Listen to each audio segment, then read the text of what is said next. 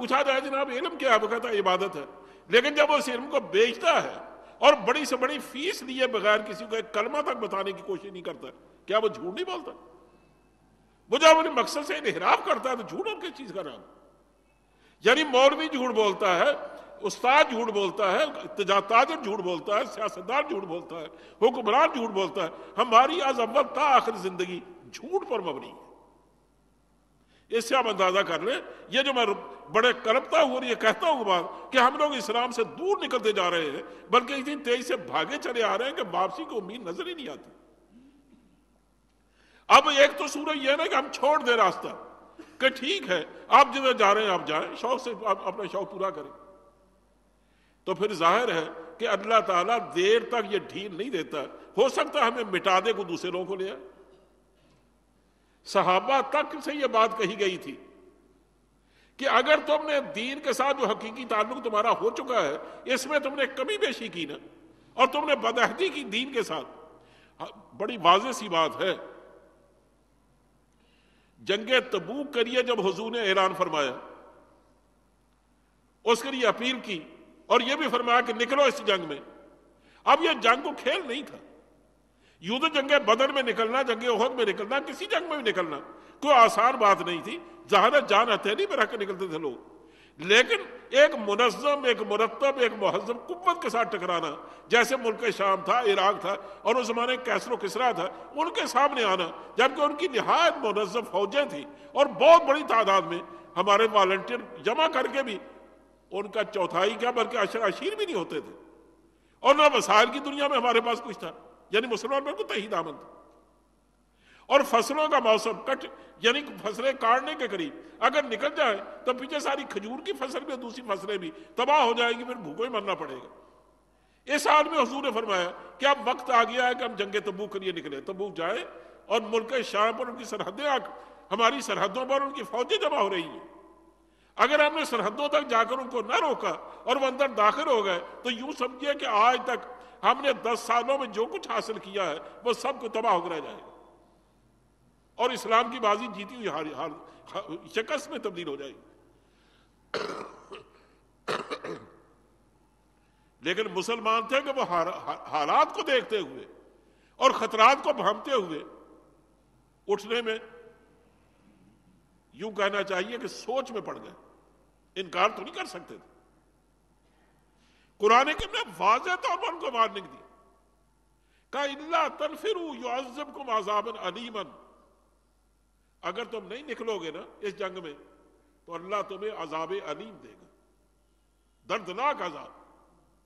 علیم اس عذاب کو کہتے ہیں کہ عذاب بھی اس عذاب سے پناہ مانگے، یہ علم سے ہے نا، ایک تو ہے علم سے، لیکن اس کا دوسرا معنی یہ ہوتا ہے کہ علم بھی اس سے پناہ مانگتا، اتنا سخت عذاب، کہ اتنا سخت عذاب تمہیں دے گا۔ اور دوسری بات یہ فرمائی وَيَسْتَبْدِلْ قَوْمًا غَيْرَكُمْ، یہ دیر تک بھی اللہ تمہیں ڈھیل نہیں دے گا، تمہیں معذور کر دے گا، ایک اور قوم کو اٹھا کھڑا کرے گا اس خدمت کے لیے، وَلَا تَضُرُّوهُ شَيْئًا، اور تم اس کا کچھ نہیں بگاڑ سکو گے۔ اور ایک جگہ فرمایا ثُمَّ لَا يَكُونُوا أَمْثَالَكُمْ، وہ جو آنے والے ہوں گے وہ تم جیسے نہیں ہوں گے، وہ تو ہر وقت اللہ کی بارگاہ میں اور اللہ کے لیے سر کٹوانے کے لیے ہر وقت تیار۔ یعنی اندازہ کرے کہ صحابہ کرام نے قربانیاں دینے میں، خون دینے میں اور اپنا سب کو لٹوانے میں کوئی کمی کی ہے پورے تو 10 سال تک عرصے میں؟ کبھی نہیں کی۔ اس کے باوجود معمولی تساہل پر اتنا سخت نوٹس لیا گیا،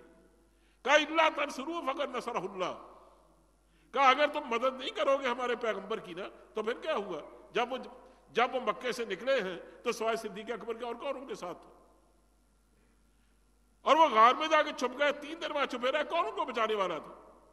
جب انہوں نے لمبا راستہ اختیار کیا 550 کلومیٹر کا تو ظاہر کون ان کو بچانے والا تھا؟ سوائے صدیق اکبر کے کوئی ان کا ساتھ نہیں تھا، لیکن کیا اس وقت اللہ نے مدد نہیں کی ان کی؟ اذ اخرجہ الذین کفروا ثانی اثنین اذ ہما فی الغار، اس وقت کو یاد کرو جب وہ دونوں غار میں چھپے ہوئے تھے اور صدیق اکبر نے حیران اور پریشان ہو کر یہ کہا کہ لوگ تو ہمارے سر پر پہنچ گئے ہیں۔ اس وقت بھی اللہ نے مدد کی جب یہ 2 میں سے دوسرے تھے، یعنی دونوں کی مدد کی۔ تو اللہ اگر 2 کی مدد کر کے یہ کچھ دکھا سکتا جو تم آج دیکھ رہے ہو تو تم اگر نہیں نکلو گے اللہ کسی اور قوم کو لا کھڑا کرے گا۔ اس لیے میں کہتا ہوں کہ اگر آج ہم نے پاکستان کے رہنے والے لوگوں کو ان کی اصل حقیقت یاد نہ دلائی اور ان کو واپس لوٹانے کی کوشش نہ کی اور اسلام کی طرف راغب نہ کیا انہیں، تو یہ معاملہ دیر تک چلنے والا نہیں ہے۔ اللہ کا گھوڑا برسے گا، اس قوم کو تباہ کر دیا جائے گا اور کسی ایسی قوم کو لا کھڑا کیا جائے گا جس کے بارے میں آج ہم سوچ بھی نہیں سکتے۔ اقبال اس نے اشارہ کرتے ہوئے کہا تھا کہ ہے آیاں یورش تاتار کے افسانے سے، پاسباں مل گئے کعبے کو صنم خانے سے۔ کہا تاتاریوں نے جب ہمارا شمالی علاقہ سارا تباہ کر کے رکھ دیا، حتیٰ کہ پھر باری آئی بغداد کی، بغداد بھی سقوط کا شکار ہو گیا، یعنی مسلمان کی تہذیب تقریباً مٹنے کے قریب پہنچ گئی، اور ہمارے اس زمانے کے کتب خانے اس طرح تباہ کر دیے گئے کہ ہم 500 سال پیچھے جا پڑے، ہماری وہ تباہی مقدر ہو کر آ گئی۔ یہ تاتاریوں نے یوں سمجھا کہ ہمیں اس قابل نہیں چھوڑا تھا ہم دوبارہ اٹھ نہیں سکے، اور دنیا سمجھتی تھی اب مسلمان دوبارہ اٹھنے کے قابل نہیں ہے، لیکن اللہ کے کام لے آ رہے ہیں۔ ہلاکو کے بیٹے کو خدا نے اسلام کی توفیق دے دی، یعنی چنگیز، اس کے بعد اس کا بیٹا، اس کے بعد اس کا پوتا ہلاکو، چوتھی نسل آئی، اللہ نے ان کو توفیق دے دی اسلام لانے کی۔ یہ ترک جن کو آپ جانتے ہیں اور جن نے خلافت عثمانیہ قائم کی، سارے تاتاریوں کی اولاد تو تھے، کہ اللہ نے ان کو موقع دیا اور یہ بالکل خلافت عباسیہ معزول ہو گئی، خلافت بنی امیہ معزول ہو گئی، اس میں خلافت بنی فاطمہ معزول ہو گئی۔ وہ سارے لوگ اپنے کام جب نہ کر سکے، اللہ نے سب کو ٹھکانے لگا دیا اور خلافت عثمانیہ کو اٹھایا اور سینکڑوں سال تک انہوں نے آخر کام کیا۔ جب وہ بھی معزول ہو گئے تو آپ دیکھ لیں آج کیا حال ہے، اللہ بہتر جانتا کہ اس کو اٹھانے والا۔ تو اگر تاتاریوں کی اولاد میں سے کسی کو اللہ ایمان کی توفیق دے سکتا ہے تو کوئی تعجب کی بات نہیں کہ پاکستان والوں اگر ہم نے اپنا بھولا ہوا سبق نہ دہرایا، نہ دوبارہ یاد نہ کیا، تو مجھے خطرہ اس بات کا کہ کوئی تعجب نہیں ہوگا کہ امریکہ مسلمان ہو جائے، ہندو مسلمان ہو جائے، سکھ مسلمان ہو جائے، کسی کو اللہ توفیق دے دے، وہ یہ کلمہ وہ اللہ کا جھنڈا اٹھا کے کھڑے ہو جائے اور ہمیں تباہ کر دیا جائے۔ اس سے پہلے کہ ہم معزولی کا شکار ہو جائیں، ہمیں سوچنا چاہیے کہ ہم آخر یہ تو میں نہیں کہتا کہ خیر بالکل ختم ہو کے رہ گئی ہے، پاکستان میں دینی قوتیں موجود ہیں، کئی ایسی جماعتیں جو بہت دعویٰ کرتی ہیں کہ ہمارے اندر خیر ہی خیر ہے، اس کے سوا کچھ نہیں، اللہ کرے ایسا ہی ہو، اور ان کی بیشتر تعداد یقین ایسے لوگوں پر مشتمل ہوگی۔ وہ سارے لوگ اس درد کو اگر اپنے دلوں میں پال لیں کہ اس قوم کو واقعی ہم نے دوبارہ انہی راستوں میں ڈالنا جن راستوں سے اتر کر یہ تباہی کے راستوں پر پڑ گئے، تو اللہ فرماتا ہے کہ ان کی خاص صفات ہیں۔ ایک تو یہ میرے جو میں بات سمجھانا چاہتا ہوں، اس کے پہلی بات کو اچھی طرح سے ذہن نشین کر لیجئے کہ قوم تباہی کے راستے پر پڑ گئی ہے۔ اگر ہم ان کو بچانا چاہتے ہیں، بلکہ اپنے آپ کو بچانا چاہتے ہیں، تو خدا کے لیے کچھ لوگ اٹھیں اور دوبارہ ان کو واپس لانے کی کوشش کریں۔ ایک تو یہ بات میں سمجھانا چاہتا ہوں۔ اب جو لوگ اٹھیں گے نا، وہ یوں ہی نہ اٹھ کھڑے ہوں کہ ان کو وہ چاہے سیکولر ہوں تب بھی کہیں کہ ہم تو معاشرہ یہاں انقلاب لانا چاہتے ہیں، وہ چاہے پردے کے جھوٹے اور فریبی ہوں وہ بھی انقلاب کا دعویٰ لے کے اٹھ کھڑے ہوں، یعنی انقلاب نہ ہوا تماشا ہو گیا ایک کہ جس کا جو جی میں آتا منہ میں جو لفظ منہ میں چڑھ جاتا ہے وہ دہائی دینا شروع کر دیتا ہے کہ ہم اس قوم کے ساتھ یہ کریں گے وہ کریں گے، لیکن اس قوم کے ساتھ جو کچھ ہو رہا ہے یہ قوم شاید اسی قابل ہے۔ اس لیے کہ جس قوم نے کبھی پلٹ کے پیچھے دیکھنا گوارا نہ کیا ہو، جس کا جہاز طوفان میں گرا ہوا ہو، اور جو دیکھ رہا ہو کہ لنگر ٹوٹ رہا ہے اور کسی وقت بھی موجوں کی نظر ہو سکتے ہیں، اس کے باوجود کبھی اٹھنے اپنی نیند کے باتیں، کبھی نیند کی آنکھیں کھولنے کی کوشش ہی نہ کرے اور کبھی پلٹ کر دیکھے۔ اگر تاجر ہے تجارت میں گم، مولوی ہے تو مسجد میں گم، حکیم ہے تو اپنے نسخوں میں گم، استاد ہے تو اپنی فیسوں میں گم، ہر آدمی اپنے اگر کاروبار میں اور اپنے مشاغل میں گم ہو کر بالکل اس کی فکر نہیں کرتا، اور اس طرح اس کے اندر بے چینی پیدا نہیں ہوتی جیسے حضور میں تھی یا صحابہ میں تھی، تو پھر اس کا مطلب یہ ہے کہ ہم تو پھر اپنی قسمت ہار چکے ہیں، ہمارے پاس کچھ نہیں۔ لیکن اگر اس قوم کو مرنے نہیں دینا اور نہیں دینا چاہیے، یہ قوم بڑی قیمتی قوم ہے، اس کو بڑے سارے ہاتھوں نے اٹھایا تھا، اگر واقعی ان کو زندہ رکھنا ہے نا تو جس مقصد کے لیے ہم نے ملک بنایا تھا اسی طرح پلٹنا ہوگا ہمیں، اور ان کو دوبارہ پھر اسی کا کھوگر بنانا ہوگا۔ یہ ہٹ چکا ہے حرم سے، یعنی دوسرے راستوں پر پڑ چکا، ہمیں دوبارہ پھر اس کو حرم کی طرف لانا پڑے گا۔ اس کے لیے جو لوگ اٹھے، اللہ کرے کہ اٹھے، تو ان میں کچھ صفات ہونی چاہیے۔ اگر وہ صفات اپنے اندر پیدا نہیں کریں گے تو ظاہر ہے وہ بھی میں دعوے تو کریں گے لیکن عمل کر کے نہیں دکھائیں گے۔ اب دیکھ لیجیے وہ صفات کیا ہے۔ فرمایا یحبہم و یحبونہ، یہ ہے پہلی صفت۔ اور حیران کن بات ہے کہ جو لوگ ایسے خراب حال میں اور ایسے نامساعد حالات میں اور ایسی بگڑی ہوئی حالت میں اور اتنے منتشر خطرات کو دیکھتے ہوئے بھی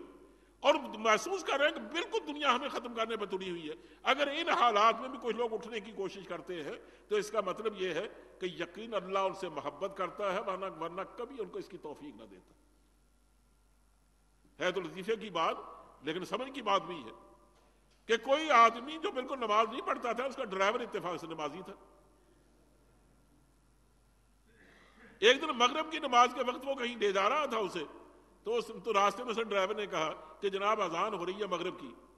اگر آپ اجازت دیں تو مسجد کریم میں گاڑی روک کے جا کے جلدی سے نماز پڑھ کے پھر میں آپ کو لے جاتا ہوں، اگر آپ اجازت دیں۔ ان کا ٹھیک ہے چلے جاؤ۔ اس نے جو کبھی نماز پڑھی ہی نہیں تھی، اس کو یہ پتہ ہی نہیں تھا نماز میں وقت کتنا لگتا ہے، اور ہو سکتا ہے یہ اللہ کا بندہ کچھ خیال نہ کر سکا ہو اس لیے اس نے کو زیادہ وقت لگایا ہو۔ اب جب اس کو تھوڑی سی دیر لگی نا تو اس نے اندر ہی سے آواز دی شیشہ کھول کر، اور نابکار تمہیں کس نے پکڑ لیا، تم باہر کیوں نہیں آتے، اتنی دیر ہو گئی۔ تو اس نے باہر نکل کر کہا جناب مجھے اسی نے پکڑ رکھا ہے جس نے آپ کو باہر پکڑ رکھا۔ جو اٹھیں گے نا حالات کو بدلنے کے لیے، ان کو اللہ چاہے گا تو اٹھیں گے ورنہ نہیں اٹھ سکتے۔ ایک دفعہ جذبہ لے کے اٹھیں گے لیکن اللہ اگر منظور کرے گا تو اٹھیں گے، یہ ہے اللہ کی محبت۔ اللہ جب کسی کو چن لیتا ہے نا تو پھر اٹھتا ہے، اسی سے کام لیتا ہے۔ قطع نظر ایسے کہ اس کی جان چلی جائے، ایسے کہ جان دے دینا اللہ کے راستے میں، یہ بہت بڑی سعادت ہے، یہ ہر ایک حصے میں نہیں آیا کرتا۔ جنگ احد میں جو لوگ شہید ہوئے تھے ان کے بارے میں یہی کہا گیا تھا۔ قرآن کریم میں آج بھی دیکھ لیجیے سورہ آل عمران میں موجود ہے کہ ہم نے جب ان لوگوں پر انعام کرنا چاہا تو ہم نے ان کو شہید کر دی۔ شہادت بہت بڑا اعزاز ہے، یہ تو ہماری بد نصیبی ہے کہ ہم شہیدوں کے لیے روتے ہیں۔ شہید نہ ہونا، وہ بالکل سارے نے ٹھیک کہا تھا کہ شہید کی جو موت ہے وہ قوم کی حیات ہے، کہ چھٹیں جو چند ڈالیاں نمو ہو نخل طاق کی، کٹے جو چند گردنیں قوم تو قوم کی ہو زندگی۔ شہید کی جو موت ہے وہ قوم کی حیات ہے۔ شہید کا خون جہاں بہتا ہے وہاں ظاہر نئی توانائی ابھرتی ہے، نئی زندگی وجود میں آتی۔ اس لیے اللہ تعالیٰ کو، اس لیے جو لوگ بھی اٹھیں گے ان میں بہت سارے لوگ تو ہوں گے جو شہادت پائیں گے، اور کچھ لوگ ہوں گے جو آگے جھنڈا لہرانے میں کامیاب ہو جائیں گے، بالآخر ایک بڑی تعداد میں لوگ جمع ہوں گے۔ تو کوئی تعجب کی بات نہیں ہے کہ اللہ یہاں انقلاب برپا کر دے۔ اسے کہا کہ جو لوگ بھی اٹھے ان کو سب سے پہلے یہ دیکھ لینا چاہیے کہ وہ محض نفس کے ارادے سے اٹھے ہیں یا واقعتاً قدرت بھی ان کا ساتھ دے رہی ہے، اور اللہ کی طرف سے یوں لگتا ہے جیسے ان کو اٹھایا جا رہا ہے۔ کہا پہلی صفت ان کی یہ ہے کہ اللہ ان سے محبت کرتا ہے۔ صحابہ کے بہت سارے واقعات ہیں اور بزرگان دین کے بھی، کہ بعض بار جب وہ لوگ اٹھتے تھے نا اور وہ دیکھتے تھے کہ حالات تو بالکل ہمارے حسب حال نہیں، ہم کیا کریں گے، لیکن لگتا ہے کہ اندر سے کوئی ان کو چیز ابھارتی تھی کہ کچھ بھی ہو جائے تمہیں تو بہرحال یہ کام کرنا ہے۔ رہی یہ بات کہ حالات اچھے نہیں تو حالات بدلنے والے تم تو نہیں، وہ تو اللہ کی ذات ہے۔ تم دیکھو گے حالات بہت برے صحیح، لیکن جب نتیجہ نکلے گا تم خود حیران ہو کے رہ جاؤ گے کہ یا اللہ یہ ہوا کیا۔ یعنی نبی کریم صلی اللہ علیہ وسلم جن حالات میں مدینہ طیبہ گئے ہیں یا جن حالات میں آپ نے مکہ معظمہ میں دعوت دینا شروع کی ہے، آپ کے ساتھ تو کوئی دوسرا تھا، کوئی بھی نہیں تھا۔ مدینہ طیبہ گئے سوائے صدیق اکبر کے اور کوئی ساتھ نہیں تھا۔ وہاں 200-250 آدمی جو ہجرت کر کے گیا تو ظاہر ہے وہ بہت بن گیا انصار پر، اور انصار کے پاس اپنے گزارے کے سوا اور کیا رکھا تھا۔ لیکن چند ہی سالوں میں، اور وہ سال بھی کو بہت بڑی تعداد میں نہیں ہے، کہ 8 سال کے عرصے میں وہ مرکز اعصاب مکہ معظمہ جسے کہتے تھے اور جو پورے جزیرہ عرب پر حکمرانی کر رہا تھا وہ سرنگوں ہو گیا۔ اور 9ویں سال میں جنگ تبوک ہوئی 10वें साल میں جا کر پورے جزیرہ 12 لاکھ مربع میل علاقے میں مسلمانوں کی قوت و سطوت کے پھیرے لہرانے لگے، اور کوئی دنیا میں طاقت ایسی نہ رہی جو ان کو چیلنج کرنے کے قابل۔